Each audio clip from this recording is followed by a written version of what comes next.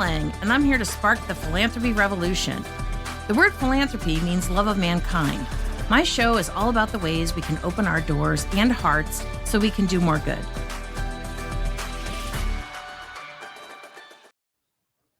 Hey, everybody, Sarah Lang here. For those of you who are new to my show, I'll tell you a little bit about who I am. I am a fundraiser. I live in Massachusetts, but I have clients all over the country, soon to be all over the world. I'm all about world domination. Not really, but I want to help nonprofits everywhere. So a little bit about my why. There's different reasons I got into this field because I've been in here for over 30 years. I know I don't look that old, right? But my parents were very much about kind of doing the right thing. And so um, they were very clear about what was right, what was wrong. And my mother engaged in a lot of charity. So she was a stay at home mom, but she was also a member of the Junior League and did a lot of projects in the community to help people. And both of them raised me to believe that it was my job to help people who weren't doing as well as I was, and I really, really appreciate that. What I came to understand later is that they forgot to tell me that the rest of the world didn't work that way. So I remember telling my dad in my early 30s, I was down at his house and we were like making dinner together, and I was telling him some of the hard knocks I'd taken. And he said, "Yeah, I feel bad about that. We raised you the right way, but we forgot to tell you that's not how the world works." I was like, "Thanks, Dad." But anyway, that's just a little story I want to share with you. In today's episode, I want to talk about candy, and it's not the kind you want to eat. Um, so, candy stands for Chasing Annual New Donors Yearly, right? So, it's not sweet, and it certainly does not satisfy any kind of craving. So, the question I often ask my clients is, are your donors tuned in and are they turned on? Do you even know? And most of them don't know. Most of them don't know if their donors are tuning in. They don't know if they're turned on and engaged and happy. Um, but the reality is that if they're not tuned in and they're not turned on, they're very unlikely to renew their gift. And so that just puts us back on the treadmill because for obviously, every donor we lose, we have to go out and find another one. And we can lose up to 30% of our donor base every year. So sit with that for a second. Up to 33% of your donors can walk away each year. And how many years would it be before you're down to zero? So when we lose a donor, it could be somebody who's been giving to us for a long time or at a pretty high level. And now we have to go out and find a new donor. And chances are they're going to be what I call baby donors, right? So these are new people who are not going to make a big investment. They might like test the waters and see what a 25, 50, or $100 gift will get them in terms of, I don't want to call it return on their investment, but they want to see how it feels to support your organization. But it's going to take work to get these new donors to renew and increase their gifts. So for every donor that walks out the door, we now have to go find another one, and it might take a few years before they're at the level of the donor we just lost. So it's like taking 2 steps forward and 3 steps back, right? When I was climbing, oh my gosh, why am I spacing? Oh, Mount St. Helens. So Mount St. Helen blew its top, and when I was out in the Pacific Northwest, I hiked up to the top, and they were only allowing 200 climbers to go up every day. And so when we got towards the top, it was literally, we were walking through ash. And so you'd like take a step forward and slide backwards, take a step forward, slide backwards. So it was like a real slog to the top. And that's what I think of when I think about having to renew find new donors. So this is what I call being on the donor treadmill. You got donor off, donor on, donor off, donor on. And this is a really exhausting way to raise money, and it's super inefficient.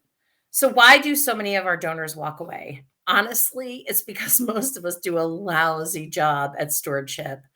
Many of us are under so much pressure to get the next dollar that we don't have time to appreciate the one that came in. And, I've been under that pressure too, working at different organizations, having to raise money. I remember when I came back from maternity leave, the budget for the next year had been set. and they put in an increase of $325,000, but they didn't ask me where I thought that money could come from. So I went to the board, the next board meeting, and I, reminded them that there's no such thing as the fundraising fairy, and that I was already working full time. And so unless they were going to help fill that gap, that they had to go back and rework the budget because I was already dancing as fast as I possibly could. So um, there is a lot of pressure to keep raising more and more money. The other reason is because most of us have been taught to use a transactional model of fundraising because that's the norm.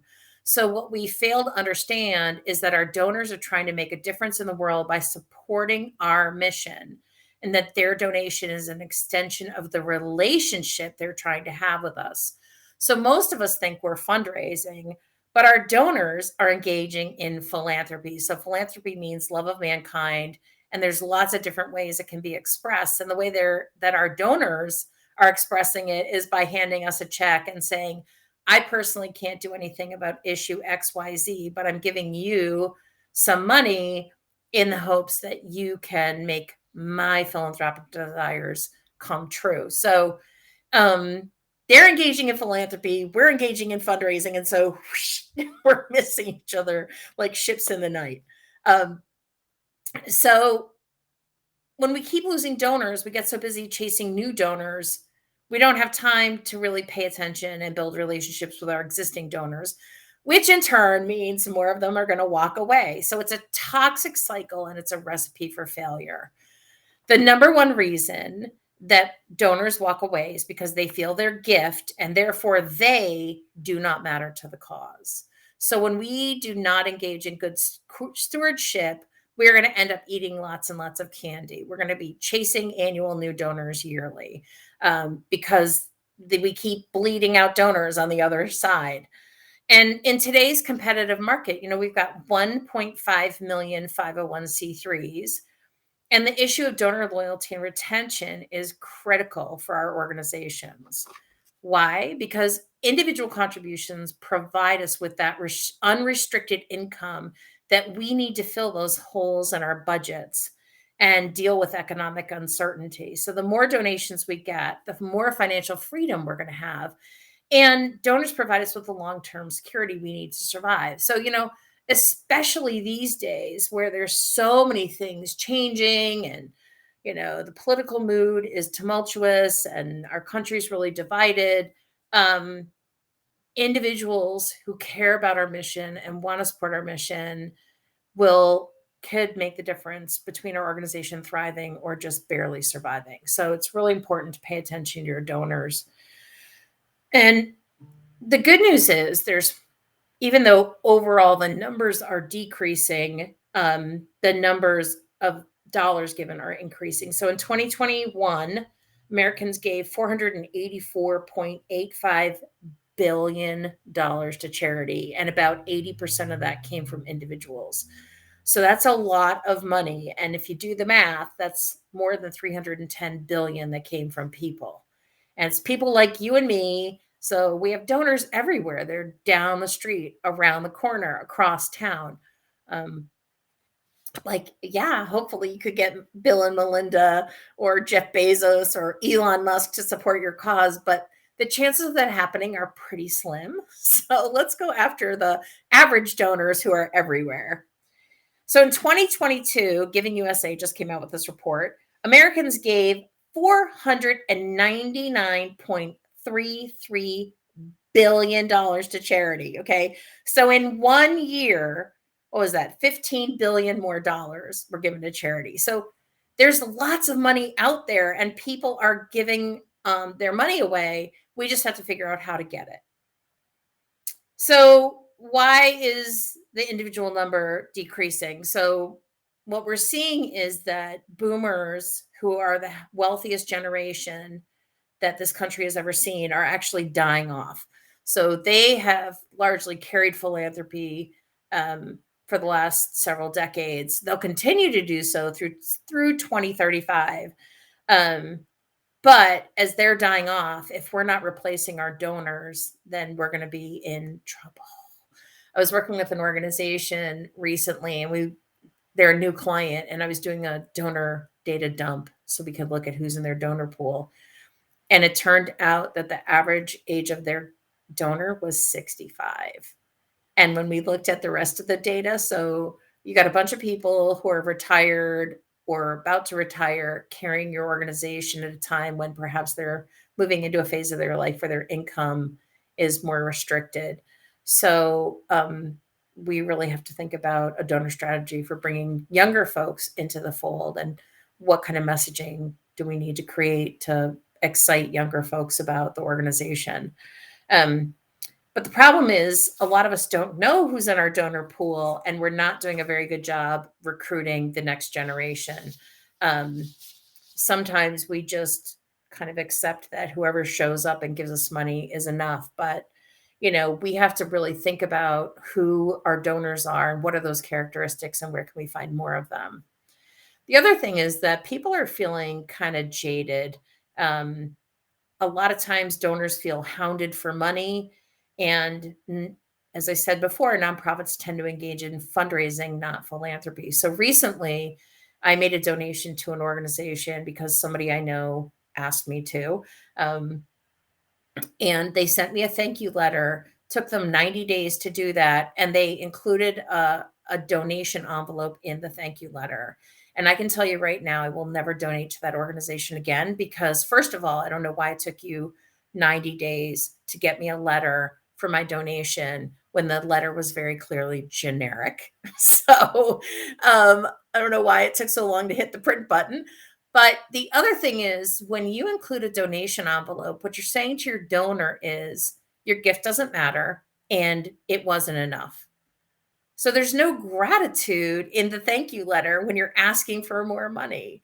Give people a break. Let them know how their money was put to work and the transformation that they helped make happen before you hit them up for the next gift. So people are feeling a little used, a little bit like ATMs. And so some people are kind of backing off. The other thing is that a lot of people upped their giving during the pandemic and have kind of, now that that's passed, stepped their giving down. But in general, if you look at the data, 20% of first time donors do not repeat their gift the following year. Why? Because it's a transaction. Well, we treat it like a transaction. To them, they're trying to have a relationship. So 20% of the people who give you a gift are not going to show up again. And that's totally our responsibility to excite them and include them and engage them so they will show up again. However, donors that receive a thank you message within 48 hours of their gift are 4 times more likely to give again. It's not that hard to thank somebody within 48 hours, given the technology that's available. I'll talk a little bit about that in a few minutes. 4 times more likely to give again if you thank them promptly. So, why are we not doing that? Why are we allowing donors to walk away when it's not that hard with today's technology to say thank you and say it quickly? A different study found that first time donors who get a personal thank you within 48 hours are 4 times more likely to give a second gift within the same year, right? So not only are they 4 times more likely to give again, they're 4 times more likely to give again in the same year, right? So you can see the power of thank you, the power of gratitude, the power that happens when we engage with people and let them know they matter. And one of my favorite people, around individual donors in terms of research is Penelope Burke. She's out of Canada, but she really does a lot of research, around donors and why they give and how they give and how often they give. And so she found that a thank you call from a board member to a newly acquired donor within 24 hours of receiving the gift will increase their next gift by 39%. This is such a great way to get your board involved. All they have to do is pick up the phone and make a phone call to this person and say, "We really appreciate it." You know, chances are they're going to get a voicemail, right? So you give them a script and they say, "We really appreciate your gift. We look forward to working with you to, move our mission forward." Bingo. Now they're going to increase their gift by up to 39%. So that's pretty amazing return on your investment. One phone call, the gift goes up by 39%. Um, I would like those odds, 39% return on my investment. How about you? Um, and another study showed that 36% of individual donors admitted they could have given more, and in some cases, much more. So, this includes an eye opening 53% of donors under age 35 who said they left money on the table, and 35% of America's most generous donors who give $10,000 or more to charitable causes. So, clearly, there's some room for us to grow when it comes to inspiring our donors to give their max. And I'll be totally honest with you, I give at a bare minimum to my undergrad institution because I have issues with the way they go about fundraising. In particular, it is puzzling to me that less than 2% of their alumni have been giving nonstop from graduation. Less than 2%. Okay, so we're not talking about a big pool of donors. And yet, their solution to recurring giving is to send people, if you've given a gift 3 or more years, you get, this little card saying, "Oh, you're a member of the 1819 club," because that's when my undergrad institution was formed. And then I get a sticker that's about this big with 1819 on it. And I'm not really sure how many of those they think I need or what I'm going to do with all of them. But I can tell you what I do. I throw them out and then I put the thank you note in the trash, no, in the recycling. And they're probably never ever going to get even remotely what I could give and am giving to other institutions who have done a better job of stewardship and cultivation. And I haven't been shy about my feelings. I've talked to the folks in the annual fund department. I've talked to the folks in the estate planning department because they keep sending me estate planning material, even though I've told them I'm leaving them a gift in my will. And it actually Xeroxed the page that of my will that shows the gift and mailed it to them, but they keep sending it stuff to me. "Oh, have you included this in your estate?" I'm just like, "Ugh." So don't do these things. Because then you've got donors like me who are not going to give you even a tenth of the potential funds that we could donate. So um, don't let your donors leave money on the table. So retaining donors costs way less than acquiring them. And recurring donors give an average of 42% more than one time donors. So the whole point is to invest in your existing donors because they're going to give you more money currently and over the lifetime that they're with you than your one time fly by night donors. So, reducing your number of lost donors in dollars is the most efficient and least expensive way to raise money. So, when we're on the donor treadmill and we're watching donors leave and we're scrambling around trying to find new donors, and then they leave, a third of them leave, this is exhausting, right? Um, and is it any wonder that the average tenure of a fundraising professional is now down to 16 months? 16 months. That's bad. That tells you a little bit about how the industry is doing in terms of keeping its staff. And, that also harms our efforts with donors because if you're the new person coming into that job and you're trying to connect with donors, the first thing they're going to ask you is what happened to the previous person. And if this has been a trend and you're now like the third person in 4 years who's contacting them, they're going to start lose confidence in your organization and its mission. So this kind of turnover is dangerous to our longevity. And so at the same time, I don't blame people for losing their jobs. I have been in those jobs where I came back from maternity leave and I'm like, did you guys pick up a crack habit while I was away? Like, where do you think all this new money's going to come from?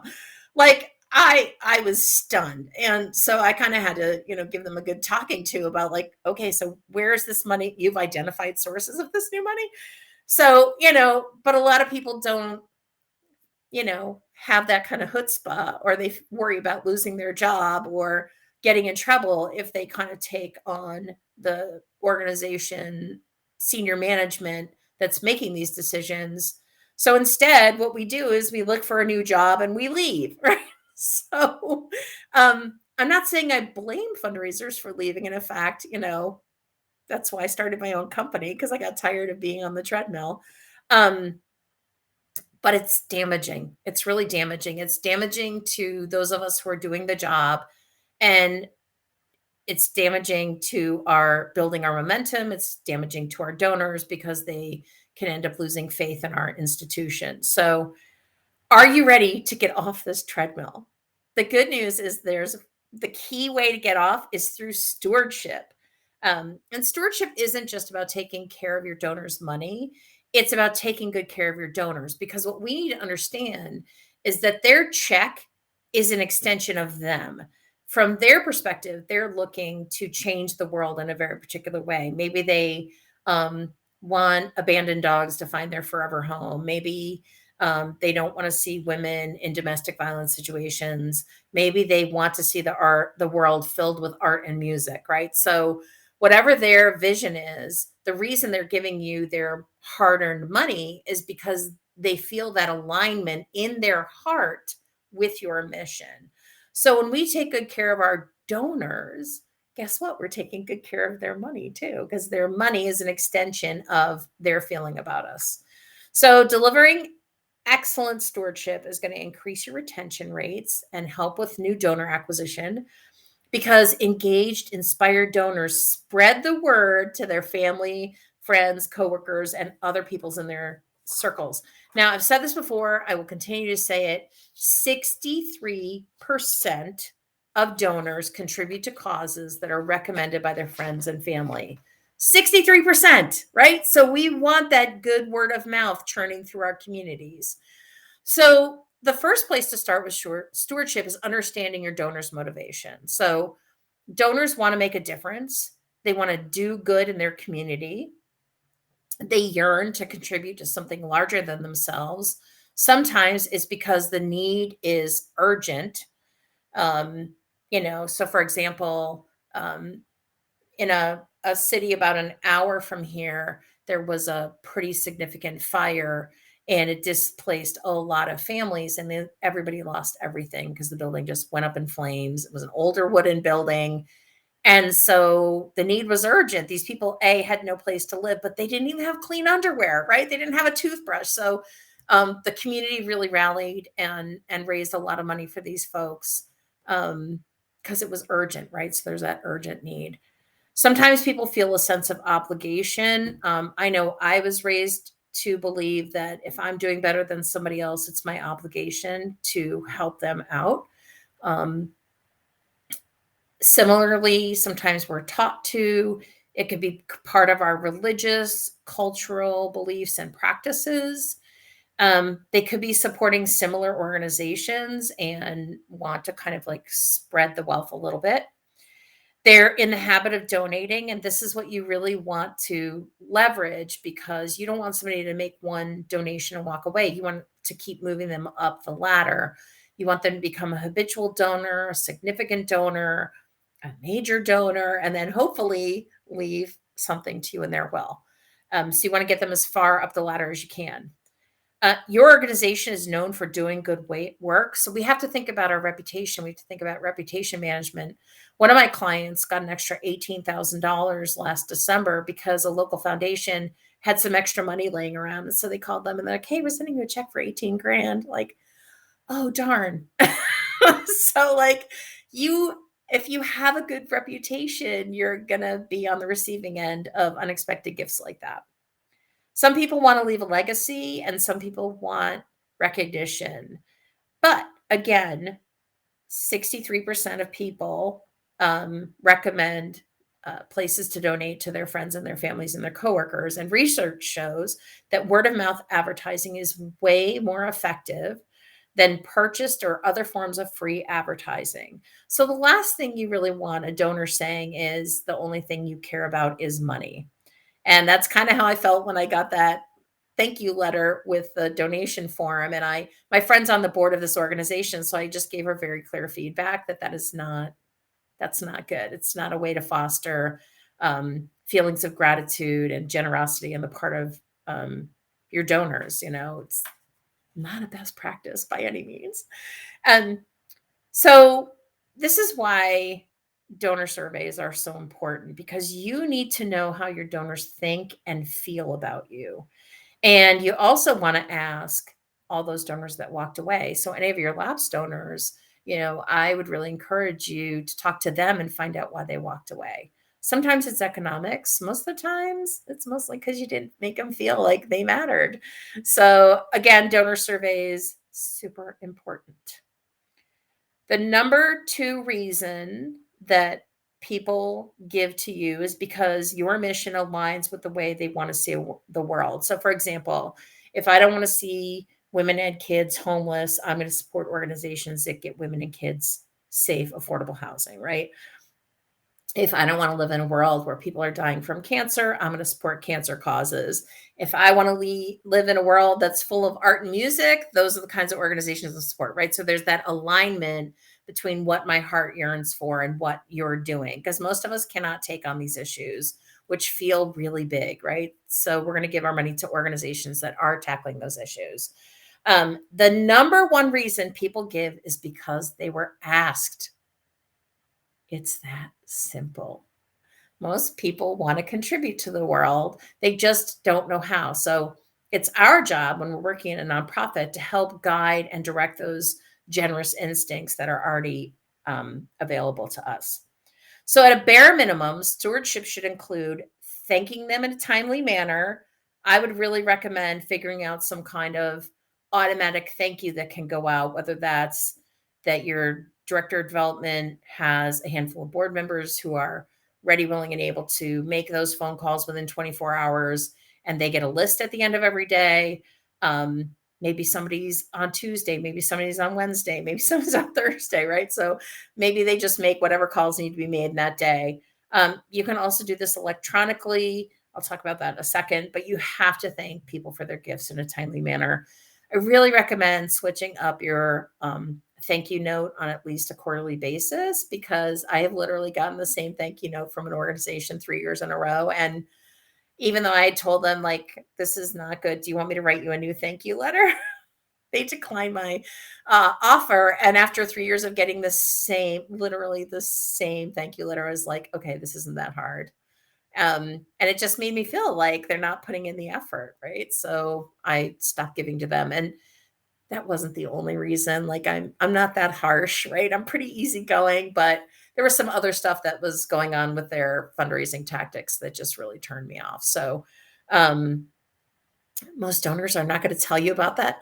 I will tell you about that. So if I'm the squeaky wheel, there's a bunch of other squeaky wheels behind me that aren't telling you. So when your donors are brave enough to give you some critical feedback, I would not assume that they are the lone voice in the wilderness. So let's thank them. Let's make it timely. We need to inform them about how their gift was spent. This does not mean you need to give them an Excel spreadsheet on where their $25 went, but you need to give them a sense of, like, hey, here's our mission, moving our mission forward, and you helped with this. So you want to, again, like, affirm their purchase, right? Because you're in a business, you're in a nonprofit business, but you're in a business. And so we want people to come back for more, right? Just as if you were running a for profit business, you have to create that desire for your donors to return. So let them know how their money was put to work. If they contact you, please get in touch with them within 24 hours. Again, squeaky wheel. You want to deal with them, and then be polite, timely, and frequent in your communications. There's organizations that I have donated to that I've never heard from again until they ask me for money. I'm like, you don't have a newsletter. You didn't bother getting me on the newsletter list. Like, did my money just go into a black hole? So you have to have a communications program. Even if it's just a quarterly newsletter and a bunch of social media posts, you got to get the word out about the good work you're doing. So if you want to do some great stewardship, I have a bunch of ideas for you. First, let's treat our donors like people instead of ATMs, because donors are an extension of the relationship they're trying to have with you, not a transaction. Send a heartfelt handwritten thank you note within 72 hours of a donor's gift. For larger gifts, pick up the phone and thank them the day the check comes in. Um, I cannot stress enough the difference that this is going to make in terms of your retention. Um, and you don't have to write all the thank you notes. You could have your board members doing it. You could have volunteers doing it. Some of your clients might actually want to do it. So there's other resources. Um, we used to have our teen group when I at my last development job. This is back in '99. I used to have our teen group handwrite all the thank you notes because who doesn't want to get a thank you note from a kid? So, and they used to love doing it. And so I would just, for 15 minutes at the end of every one of our meetings every week, I would have them sit down and I would give them the names and addresses and they would write out the envelopes and they would say thank you. And obviously I gave them scripts, but um, our donors loved it. We got phone calls about that. Also, picking up that phone is really important. If somebody just gave you a chunk of money, I want to know why, right? So I'm always very curious about that. So give them a call. And then also solicit your donor input. So this is where that annual donor survey can really come in handy because it's going to help you learn about what's important to your supporters and where you might be going wrong. So again, connecting with those lapsed donors is really important. And you want to provide a range of communication options. So some people prefer to hear from you by phone. Imagine that. My son would not fall into that category. Others prefer snail mail. This is going to be most of your boomers. They like paper. You can send out emails. You can send out texts. You can use social media. Obviously, most of us are doing that.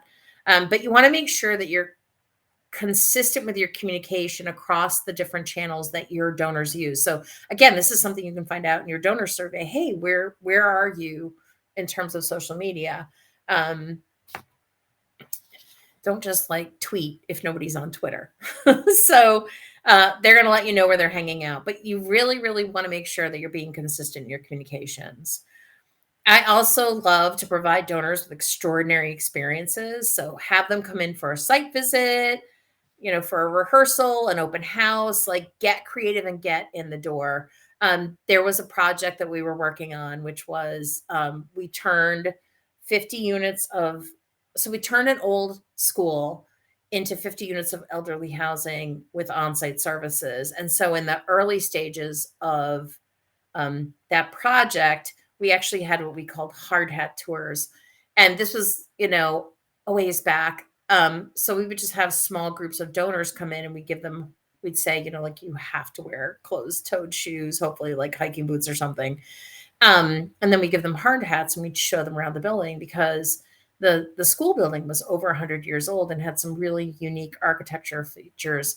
So we kind of led people in on the tour and they loved it. They were so engaged and curious about what was happening with the building. So do stuff like that. Be creative, get them in the door because this is where they are going to have this like visceral emotional experience and they're going to connect more deeply with your organization. Um, so like if you're doing a kids art exhibit, have them come in the night before, right? So you can always open the door a little early to them. So the bottom line is that by investing in your existing donors, not only are you going to see an increase in their contributions over time, you're going to have to spend less time chasing down new ones.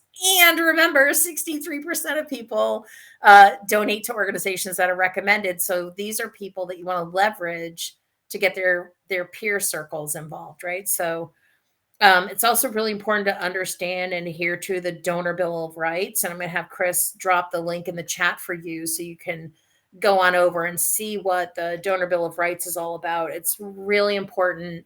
It's something that's upheld by the Association of Fundraising Professionals, AFP International. All levels of AFP uphold it. I subscribe to it. I think it's really important for us to look at the Donor Bills of Rights and make sure that we're upholding it. The other thing is we want to make sure that we're ethical and transparent in all that we do. So our relationships, and this includes with our donors, are based on trust. So everything we can do to bolster confidence among our donors is going to work in our favor. So I found that the best way to systematically engage in ongoing stewardship is by designing a donor journey. And I do this with most of my clients. So this means you take potential supporters on a journey to turn them into long-term donors and advocates. You never know when you're going to need your donors to like step up and defend you for some reason, even if it's just with a local foundation that's didn't give you a grant this year. So there's 4 stages. The first is awareness. Obviously, if we want people to support us, they have to know that we're around. So how do people learn about your organization and what it does and the difference you're making in the world? Are you discoverable? That's really important. Sometimes when I look at my clients' online presence, it's pretty wobbly. Um, so ways you can increase awareness include advertising. You can go to conferences, you can go to networking events, use social media. One underutilized resource I see a lot is appearing on your local cable TV shows. You would be surprised how many people tune into local cable TV. So if there's shows that are relevant to the mission of your organization, get on them because they're going to play over and over and over and over. And there are people up at 3 a.m. who could take an interest in your organization. So that's an underutilized resource. You could do podcasts. You can be on other people's podcasts. You can write op-ed pieces. So really anything you can think of to raise awareness is going to help. However, before you start, you have to decide who is your ideal donor avatar, who tends to support your organization, and where do they hang out. So, for example, when I was working with a domestic violence organization down in Connecticut, we decided that our target audience was women over 18. So we started thinking about, okay, well, where do women over 18 hang out? So we started looking at like women's groups in the area. So book clubs, yoga studios, women's business events. So like we just brainstormed this huge list of places and events where women would be. And then we started strategically having people from this organization attend those events and go speak to those groups. And it really increased their awareness. We saw a concordant rise in donations and volunteers. The other thing is thinking about who they are. And this is, again, we're doing a donor data dump is really important. And also, excuse me, looking at who's following you on social media. The second phase is consideration. So this is when your potential supporter is checking you out. So what's your online presence like? I was just on the website of a Worcester nonprofit yesterday and noticed a whole bunch of stuff hasn't been updated since 2018. Like my first question is like, are you guys even still open? Like I know there are, but that's a really long time. So to me, like, I'm not going to donate to them. If you can't update your website since 2018, like, I don't want to know what else you're not doing right. Anyway, you can share success stories, infographics, annual reports, videos, testimonials. Those are things that you can all do to boost confidence during the consideration phase. Finally, they're going to make a decision and the ball's in their court. Just make sure it's easy to give and that all giving options are prominent. Again, when they give, thank them properly. Set up your donations in such a way that they get a confirmation and thank you for their gift right away. So you can actually set up your website that they automatically get a thank you and confirmation page. Then set them up on a drip campaign. So a drip campaign is when somebody gets a series of emails at intervals for a certain period of time. And very few nonprofits do this, but they have a huge impact and it's a really great way to keep them involved. Then once they're in your tribe, you want them to evangelize. Remember, 63%, right? Encourage them to tell their friends and family about their donation. And with their permission, you could post about their donation. So these are all ways you can engage in stewardship and avoid eating candy, right? So you don't want to be chasing annual new donors yearly. That's no fun for any of us. And it keeps you on the treadmill, which is exhausting. So I hope that was helpful. Chris is going to drop some social media links into the chat for you to follow me on social media. We also have the enrollment page for the online Fundamental 5 group coaching program, which is still open enrollment. It's rolling enrollment, so you can join anytime and you get 2 coaching calls a month, access to my Fundamental 5 curriculum, and your entire organization gets to join for only $397 a month.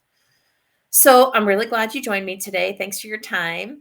And if you've got questions, get in touch. I'll be back on July 20th with Tom Ahern, who is like one of the badass folks in the industry. He does an amazing job doing copywriting for nonprofits around the world and has helped them raise lots and lots and lots of money. So We're going to hear from him on the 20th. So I hope you'll join me for the event with him. All right. Have a great day. Bye, everybody. Thanks for tuning in. I'll be back in 2 weeks with another episode. Got topics you want me to cover? Organizations you want me to showcase? Let me know. Also, I'm here to help you revolutionize philanthropy at your nonprofit. If you want to talk about what that looks like, drop me an email.